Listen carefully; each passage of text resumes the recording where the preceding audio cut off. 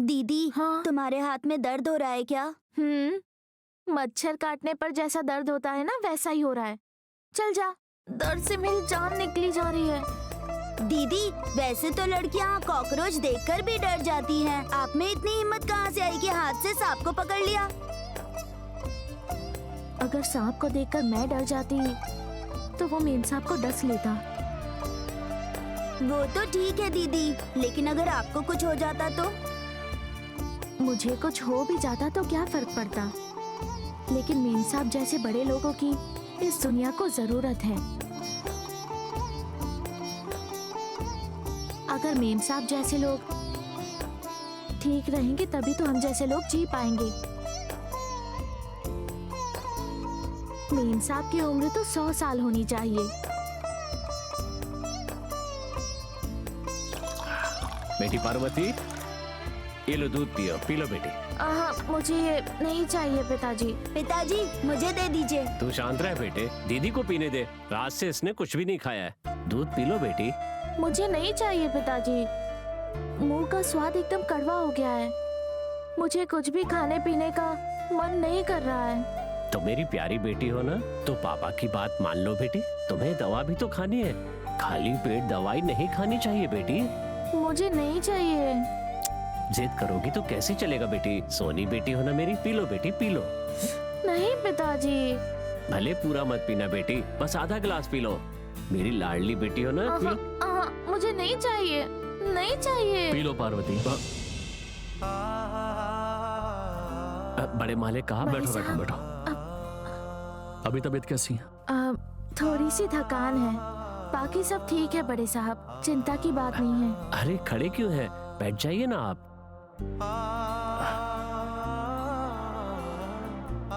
पार्वती, दूध P low ना। बड़े साहब, वो क्या है कि दूध पीने से। मैं कह रहा हूँ ना, दूध पी लो।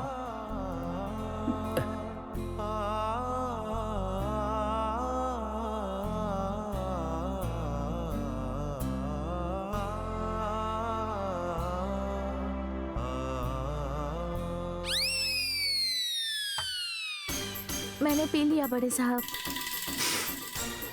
मैं इतनी देर से तुम्हें दूध पिलाने के लिए खड़ा हुआ था और ये लड़की मुझे मना किए जा रही थी। अब देखो, जैसे कोई नागिन होती है ना, उसे सपेरा अपने वश में कर लेता है, वैसी हालत है इसकी।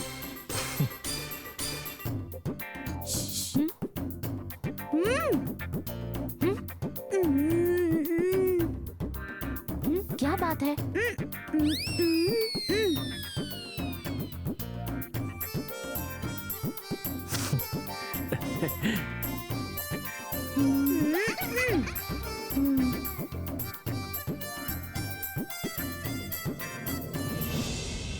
सांप ने जहाँ पर डसा है वहाँ पर दर्द हो रहा है क्या? ज्यादा दर्द नहीं है बड़े साहब, मैं कल काम पर आ जाऊंगी। इसकी कोई जरूरत नहीं है। तुम 2 दिन और आराम करके आराम से काम पर आ जाना। इतना बड़ा जख्म नहीं है बड़े साहब, मैं तो आज ही काम पर आने वाली थी, लेकिन पिताजी ने मना कर दिया। मैं भी तो वही कह रहा हूँ, अच्छे से आराम कर लो, उसके बाद काम पर आ जाना, ठीक है?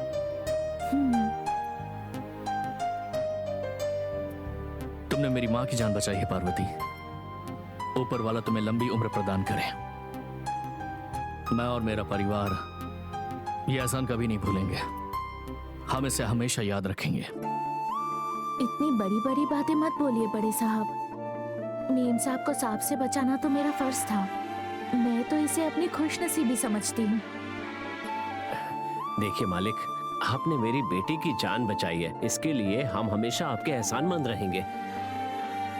मेरी बेटी ने तो सांप का फन पकड़ के मालकिन की जान बचाई है, और अगर जरूरत पड़ी ना तो हम लोग आप लोगों के लिए कुछ भी कर सकते हैं, यहाँ तक कि अपनी जान देने से भी पीछे नहीं हटेंगे। अच्छाई के बारे में मैं सुना करता था, लेकिन अब तो मैंने देख भी लिया है। आप जैसे अच्छे लोग मेरी जिंदगी का हिस्सा हैं, ये जानकर मुझे बहुत खुशी होती है सुंदरम। बड़े साहब, मैं आपको एक गिलास पानी या कॉफी भी नहीं दे पा रही। कोई बात नहीं। सुंदरम, मुझे जरा बाहर जाना है, गाड़ी हाँ निकाल बड़े मलिक, सकते हैं? चलते हैं। मैं अभी कपड़े अरे बदल नहीं कर नहीं आता नहीं, आप बस गाड़ी बाहर निकाल दीजिए, मैं चला हूँ। जाऊंगा। हाँ ठीक है बड़े हाँ Malik. Okay, carry on Parvati. मतलब? मैंने कहा कि अपनी सेहत का ख्याल रखना। हाँ ठीक है, चलता हूँ।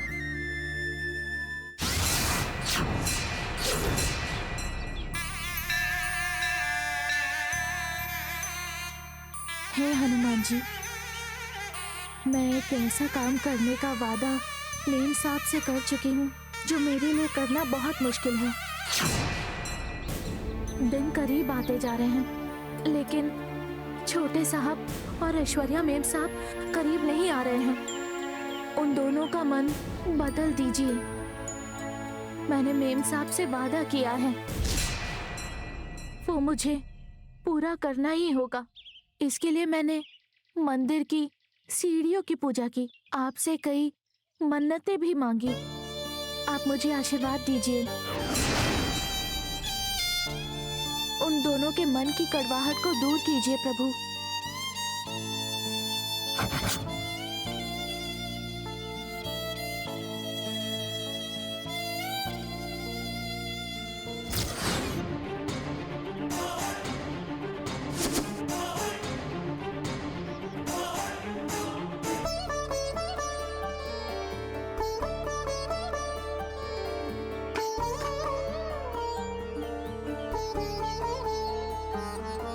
हे प्रभु, मेरी जो मन्नत है वो पूरी होनी चाहिए।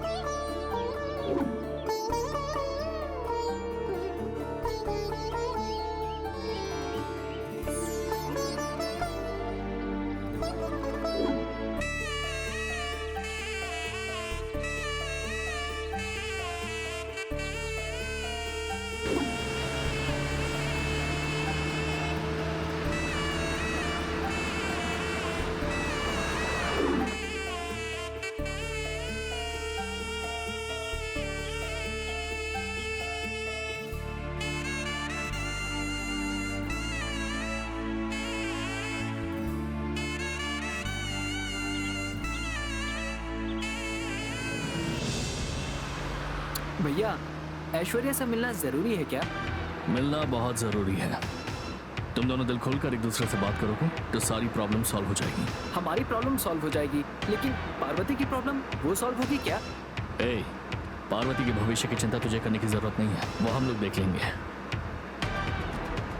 तुम्हारे भविष्य के बारे में सोचकर मुझे बहुत डर लग रहा है, इसलिए ऐश्वर्या से बात करके उसको कन्विंस किया और ये मीटिंग अरेंज की है मैंने। एक तो वो मुझे पसंद नहीं करती है, ऊपर से जब घर पर आई थी तो मैंने उस पर हाथ उठा दिया था। ऐसे में उससे मिलने जा रहे हैं। गाड़ी घुमा लीजिए भैया। देखो अरुण,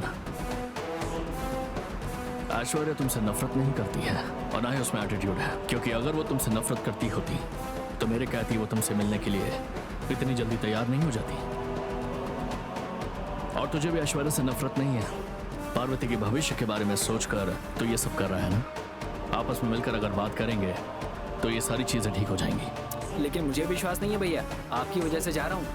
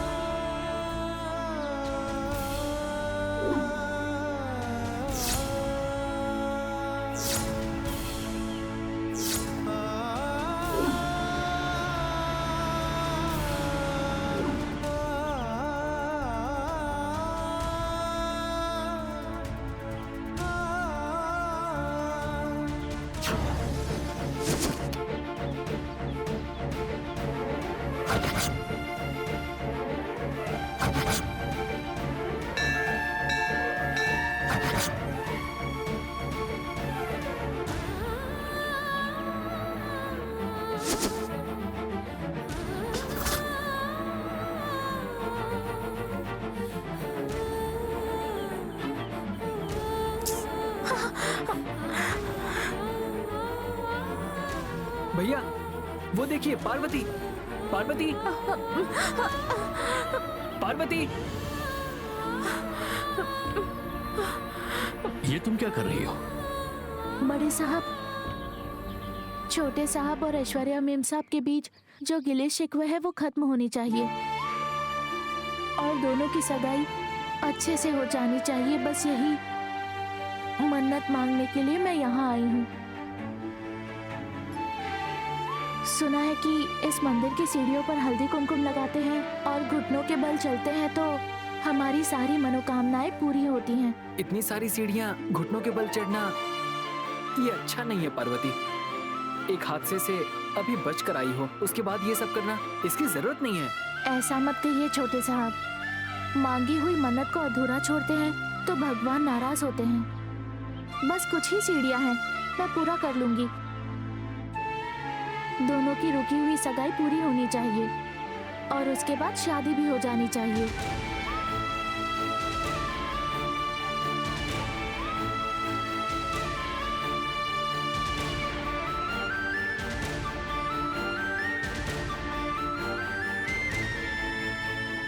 आदि हमेशा पंक्चुअलिटी मेंटेन करता है, आज लेट हो गया।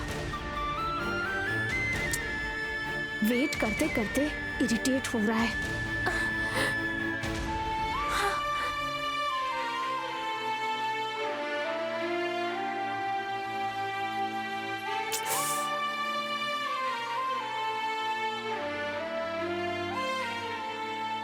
एक घंटा हो गया, इससे ज्यादा मैं वेट नहीं कर सकती।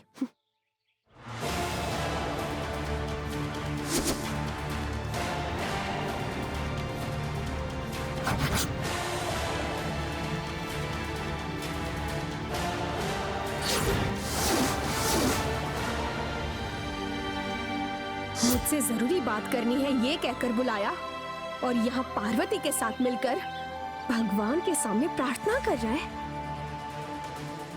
ये अपने आप को समझता क्या है?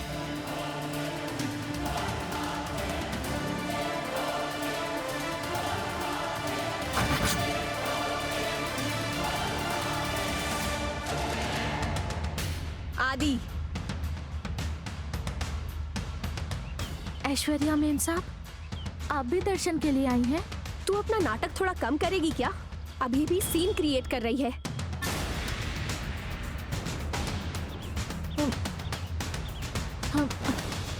मेम साहब, मैं तू अपना मुंह बंद कर। What is this, आदि? तुम दोनों हमेशा के लिए एक हो जाओ, इसके लिए पार्वती ये मन्नत कर रही है। मंत्र पढ़ने से आम नहीं गिरते आदि। ये घुटने के बल चलकर मन्नत मांगेगी तो मेरा मन बदल जाएगा क्या?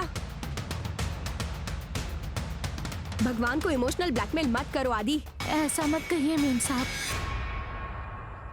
भगवान हर किसी के कष्ट दूर करते हैं। आप दोनों की सगाई रुकने की वजह से मालकिन, मालिक, बड़े साहब सभी दुखी हैं। उनका दुख देखा नहीं जा रहा। आपकी और छोटे साहब की शादी हो जाए, इस घर की खुशियां दोबारा आ जाए, मेम साहब की सारी चिंता पूरी तरह खत्म हो जाए, इसके लिए मैं कुछ भी करने के लिए तैयार हूँ। कुछ भी करोगी क्या? हाँ हाँ मेम साहब।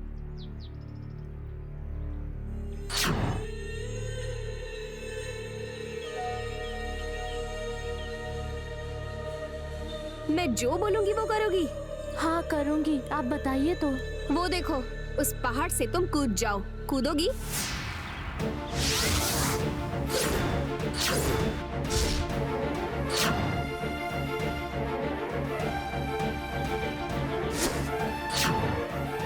बोलो, कूदोगी क्या?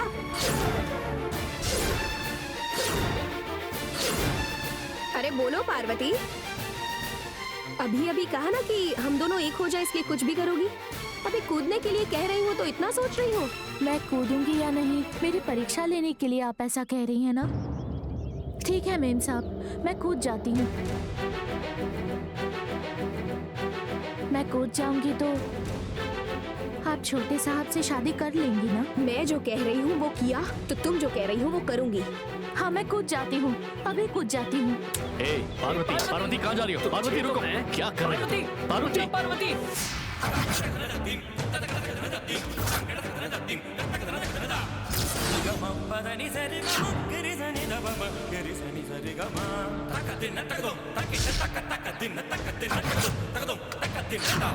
पार्वती, पार्वती रुक जाओ, पार्वती सुनो, पार्वती रुक जाओ, पार्वती रुक जाओ, पार्वती रुको,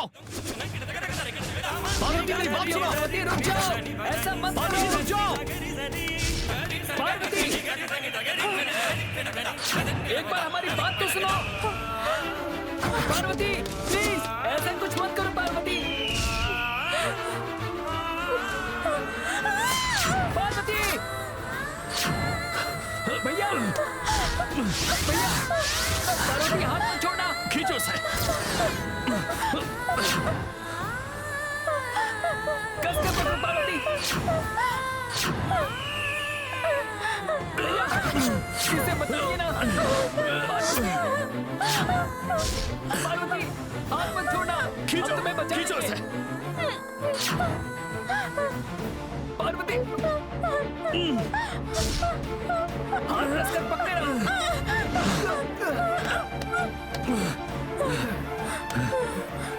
ये क्या ए, कर चलो रहे हो? नीचे उतरो, चलो यार, उतरो नीचे, चलो तुम पहले चलो यहाँ से।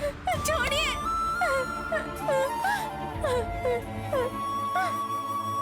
तुम्हारा दिमाग खराब हो गया क्या? क्यों किया तुमने ऐसा? हम अपनी जुबान से कभी पीछे नहीं हटते बड़े साहब। ऐश्वर्या मेम साहब ने जो कहा, ऐश्वर्या मेम साहब ने जो कहा वो तो आपने सुन लिया ना। तो वो छोटे साहब से शादी कर लेंगी, उसी वजह से मैं कूदने जा रही थी। उसने अपना गुस्सा निकालने के लिए तुमसे ऐसा कहा, तो तुम सच में करोगी क्या? अगर तुम्हें कुछ हो जाता तो हम क्या करते? अगर मुझे छोड़ देते ना तो ऐश्वर्या मेम साहब छोटे साहब से शादी कर लेती। आपने मुझे क्यों बचाया? ये तुम क्या बोल रही हो? तुम्हारे खिलाफ उसने बोला था तो माँ के सामने मैंने उसे एक थप्पड़ मारा था। तुम्हें क्या लगता है अगर तुम मर जाओगी तो मैं उससे शादी कर लूंगा? उल्टा उसे मारकर जेल चला जाता। ए, तू शांत हो जा, समझा? इमोशनली जो फैसला लेते हैं वो हमेशा गलत ही होता है, जैसा कि पार्वती ने अभी किया। मैं ऐश्वर्या को समझाने के लिए आया था, लेकिन इस बीच बहुत कुछ हो गया है। चलो चलते हैं।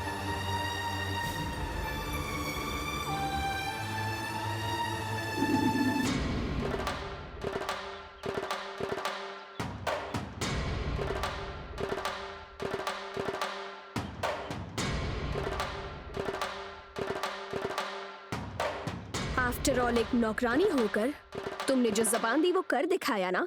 अब मेरी बारी, तुमने जो कहा वो मैं करूंगी। 1 मिनट रुको।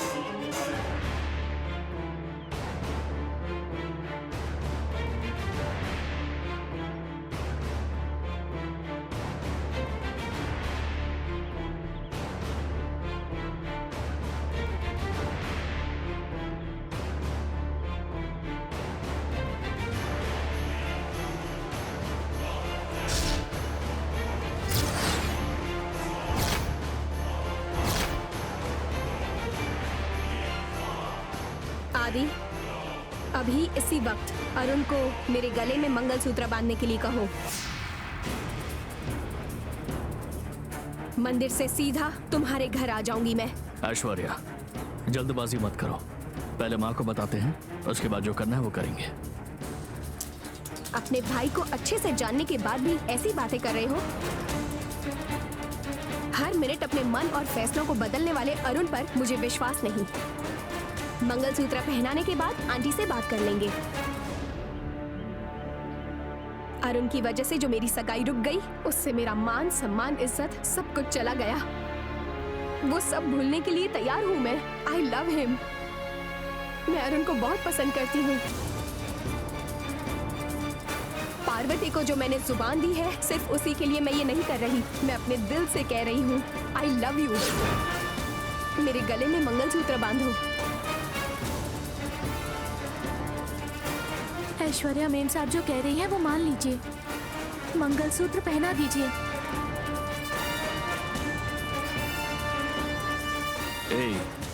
मैं माँ से बात कर लूंगा, तुम मंगलसूत्र पहनाओ। ऐश्वर्या तुमसे बहुत प्यार करती है अरुण, इस प्यार को समझो, मेरी बात को मानो, पहनाओ उसे।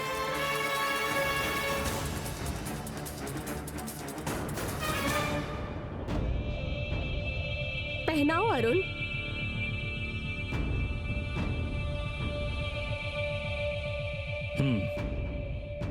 ज्यादा सोचो मत, पहनाओ उसे, जल्दी करो।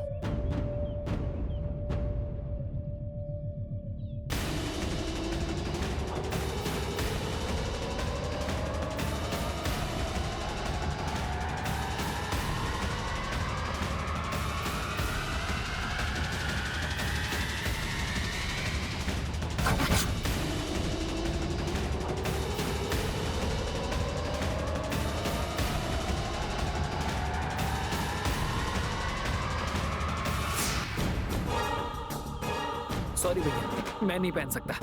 ए अरुण, रुक जाओ। अरे मैंने कहा ना रुक जाओ।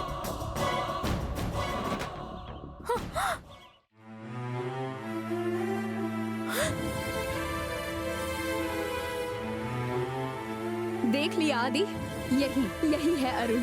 इसके लिए मुझे कन्विंस करके यहाँ पर बुलाया था ना। या तो खुद को समझदारी दिखानी चाहिए या किसी की बात माननी चाहिए। आपके भाई के पास ये दोनों नहीं। इसके लिए मैं और नहीं लड़ सकती हूँ। इस बात को इधर ही भूल जाओ। मेम साहब, ये ऐसा क्यों कर रहा है? जानबूझकर कर रहा है या अनजाने में, कुछ समझ में नहीं आ रहा। ऐश्वर्या के गले में मंगलसूत्र पहना देता तो सारी प्रॉब्लम सॉल्व हो जाती, और माँ को तो मैं समझा ही देता। ये प्रॉब्लम फिर से वहीं आकर खड़ी हो गई है। चिंता मत कीजिए बड़े साहब। ऐश्वर्या मेम साहब जिस तरह से अपना मन बदलकर छोटे साहब को अपनाने के लिए राजी हुई, मुझे यकीन है कि एक दिन छोटे साहब का भी मन बदलेगा। ठीक है, चलो जाते हैं। बड़े साहब, मेरी मन्नत अब भी पूरी नहीं हुई है। आप जाइए ना, मैं बाद में आती हूँ। ठीक है, तुम आ जाना।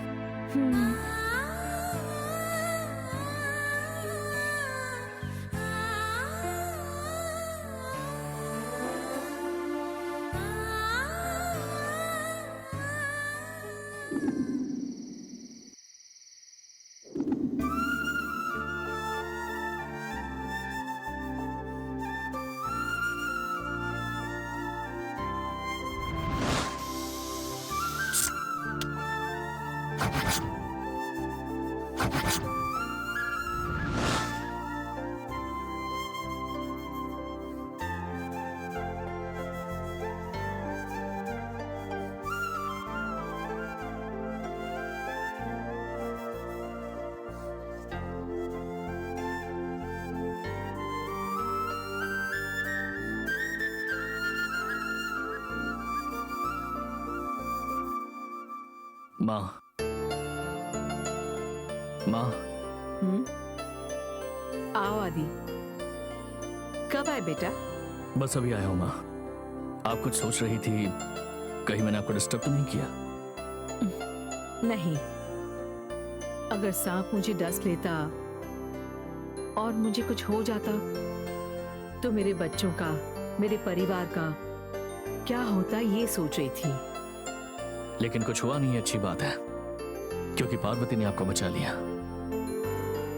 पार्वती की हिम्मत की दाद देनी पड़ेगी। ये पार्वती की हिम्मत नहीं है, ये उसके मन में आपके लिए भक्ति है, हमारे परिवार के प्रति उसकी वफादारी। पार्वती से मैंने कह दिया कि वो 2 दिन के लिए आराम करे, उसके बाद काम पर आ सकती है। लेकिन पार्वती आराम करने के बजाय मंदिर में